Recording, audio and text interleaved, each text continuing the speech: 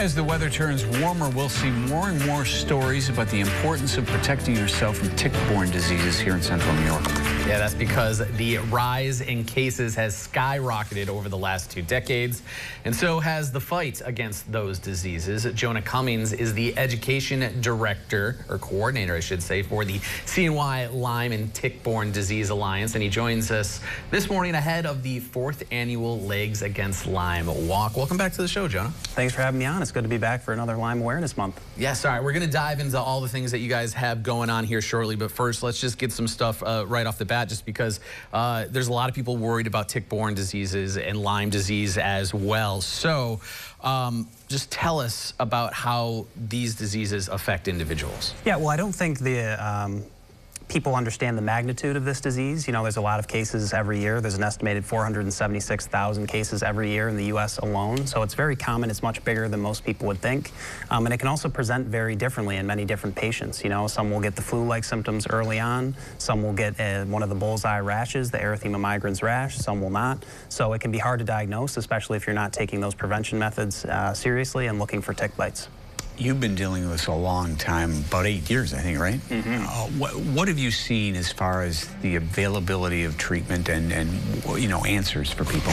Well, you know, yeah, I ended up in that unfortunate category of post-treatment Lyme disease syndrome or chronic Lyme disease, and somewhere in the range of 10 to 30% of people who get infected with Lyme disease are going to stay sick for months to years with different chronic conditions and illnesses. And yeah, I've experienced firsthand that this can knock you down pretty hard and really can alter the trajectory of your life and your goals. But fortunately, you know, new diagnostic tests are being developed, a vaccine is being developed, better treatments are being researched all the time. So I hope for this next generation of people, and with the work we're doing to educate people on prevention, we can prevent cases like mine from happening to too many people. All right, part of yours and the Alliance's mission is to create awareness for this, and you have some events coming up, including you're going to be illuminating some buildings around Central New York. Yeah, I think 10 buildings are being illuminated, you know, iconic buildings here in the city, which is pretty cool. I live downtown and I have a rooftop, so hopefully I can see a few of the illuminated buildings lit up green. You know, Barclay Damon and Krause and St. Joe's and the Dome and a few others, Gruen Hall at my alma mater, Lemoyne College. So a lot of organizations are backing this and making sure people are aware. And from somebody who's dealt with it and knows a lot of people who have dealt with Lyme disease, it can often be very isolating. And so to have this happening in the community can be awfully validating for patients. You're making plans for the 4th annual Legs Against Lyme walk. Talk a little bit about the plans. Yeah, so on the 31st of May, we're going to be doing our 4th annual walk. I always shout out Nicole Somavilla. That was her brainchild back in the day, and she brought it to life, and we've been able to continue it and get a couple hundred walkers out every year. We're doing it again this year at Long Branch Park. It's going to start at 10 a.m., and registration will start at 9 a.m. at the Knoll Pavilion there. And it's a 1.8-mile walk, a nice little loop through the forest on concrete paths. That would be counterintuitive to walk through the forest for a Lyme walk. But we're excited to do it again, and it's a great opportunity to walk with the experts, walk with educators, walk with scientists and doctors, and learn more about this disease. Me and my family and a bunch of people here at the station have participated in the walk in the past. It is an easy walk, so don't be too worried about overexerting yourself. But I want to know more about the money and how the money raised is going to help people here in Central New York. Yeah, so what we do and at the Alliance is, you know, we're trying to educate as many people as possible, and jobs like mine and our other great educator, Elizabeth Balfour, as well as a great group of volunteers.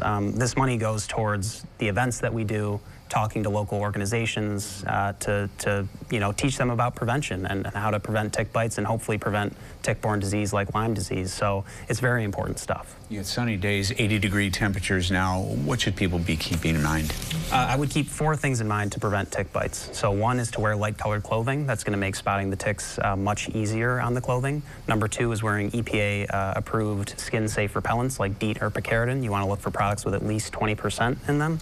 Third would be to treat the clothing with permethrin, which that's very cool because it acts as an encaricide for ticks. So if the ticks get on a permethrin-treated piece of clothing, they can fall off and die. And then number 4, and most importantly, perform thorough tick checks after every outdoor activity before you hop in a warm shower, head, shoulders, knees, and toes. Look over your whole body and make sure you don't have any ticks straggling around. You know, Jonah, you're not too bad at this. It must run in the family, right? Yeah. Well, my dad definitely has big shoes to fill, Dan Cummings here, but he was on the phone with me yesterday prepping me for the interview because he didn't want to embarrass the Cummings family. He was prepping us, too. He prepped you well. You did very good luck with everything, and we wish you the best of luck. Registration is underway right now for the Legs Against Lyme Walk, which is happening May 31st. It begins at 10 a.m. at Long Branch Park. You can sign up and learn more by visiting CNYLymealliance.org.